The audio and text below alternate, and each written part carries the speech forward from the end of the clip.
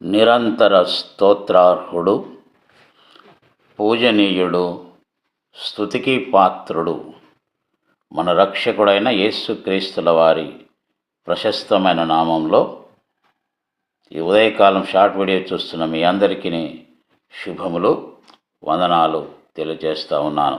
దేవుని వాక్యాన్ని చదువుకుందామండి. హెబ్రీలకు రాసిన పత్రిక 3వ అధ్యాయము 2వ వచనం. దేవుని ఇల్లంతటిలో మోషే నమ్మకముగా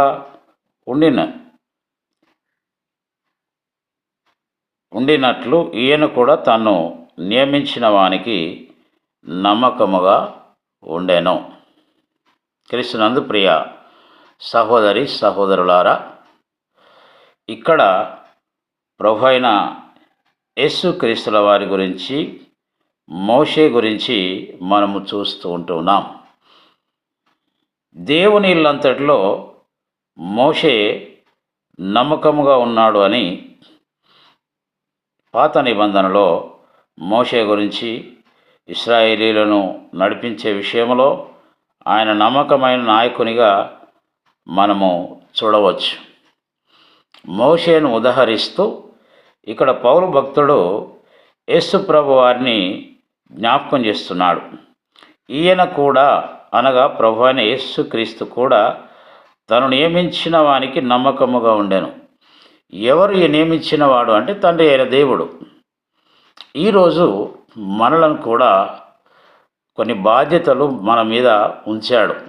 ఉదాహరణకు, నీవు నీ కుటుంబానికి ఒక నమ్మకమైనటువంటి యజమానునిగా ఉండాలి. లేదా నీవు పనిచేసేటువంటి స్థలంలో నీ యజమానుని పట్ల కూడా నీవు నమ్మకముగా ఉండాలి. సామెతల గ్రంథం 28:20లో మనం చూసినట్లయితే, నమ్మకమైన వానికి దీవెనలు మెండుగా కలుగును అన్నాడు. అవునండి, ఈ లోకంలో మనం జీవించేటప్పుడు ప్రతి స్థలంలో కూడా మనం నమ్మకంగా ఉండాలి. భార్య పట్ల భర్త, భర్త పట్ల భార్య, తల్లిదండ్రుల పట్ల పిల్లలు, పిల్లల పట్ల తల్లిదండ్రులు, ఈ రీతిగా అదేలాగున మనకు విద్యను అందించేటువంటి ఉపాధ్యాయులు, ఉపన్యాసకుల పట్ల విద్యార్థులు నమ్మకమైన వారుగా ఉన్నప్పుడు ఈ లోకంలో అనేకమైన దీవెనలు మనం పొందుకుంటామని మనము జ్ఞాపకం చేసుకుంటూ ఉన్నాం.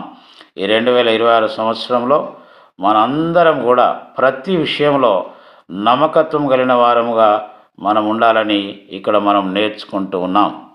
కాబట్టి ఆ రీతిగా ముందుకు సాగడానికి పరిశుద్ధాత్మ దేవుడు మనకు